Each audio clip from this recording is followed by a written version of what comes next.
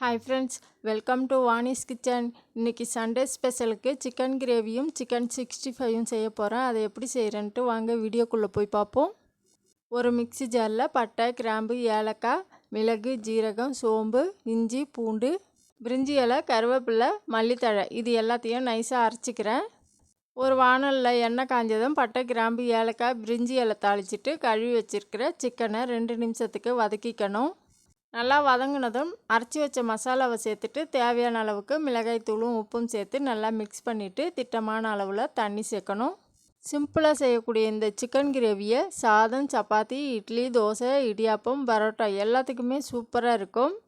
இது ஒரு 10 நிமிஷம் மீடியம் தீயில் நல்லா வேக வைக்கணும். இதில் கொஞ்சமாக தயிர் சேர்த்திங்கன்னா சிக்கன் சாஃப்டாக இருக்கும்.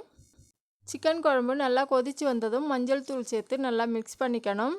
குழம்பு நல்லா கொதிச்சிக்கிட்டு இருக்கும்போதே 65க்கு ஒரு பாத்திரத்தில் சிக்கன் மசாலா, இஞ்சி பூண்டு பேஸ்ட்டு, மிளகாய்த்தூள், முட்டை, கலர் பவுட்ரு சேர்த்தாலும் சேர்த்துக்கலாம், இல்லைன்னா வேணாம்.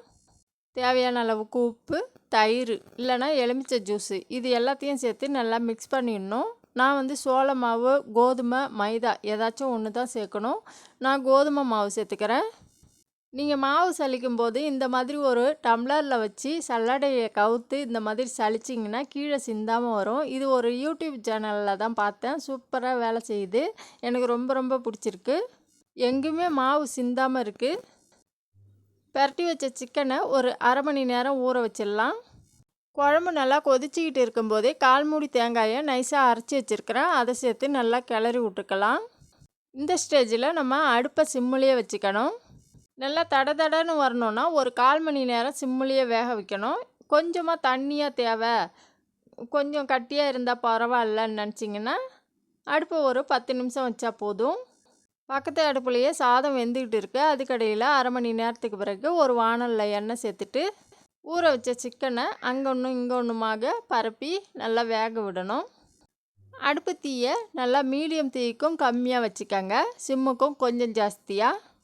எங்கள் வீட்டில் கடமுடான்னு இருந்தால் தான் இந்த சிக்கன் கிரேவி சூப்பராக இருக்கும். அதனால் நான் கொஞ்சம் அதிகமாகவே சேர்த்துக்கிறேன்.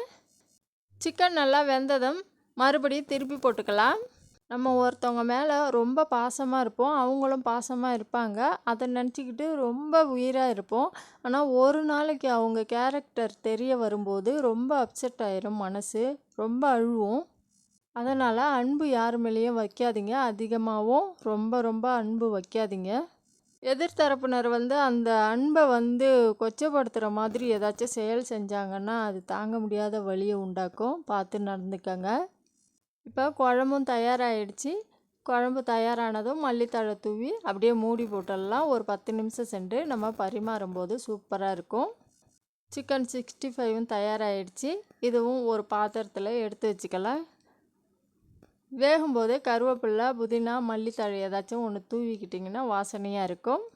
ரொம்ப நாள் கழித்து நம்ம சேனலில் சிக்கன் செஞ்சுருக்கிறேன். நான் சேனல் ஆரம்பிக்கும்போது ஃபஸ்ட்டு ரெசிப்பியாக சிக்கன் தான் செஞ்சேன். ஏதோ ஒரு காரணத்தால் அதை டெலீட் பண்ண வேண்டிய அவசியம் ஏற்பட்டுடுச்சு. வாங்க ஃப்ரெண்ட்ஸ், சாப்பிட்லாம்.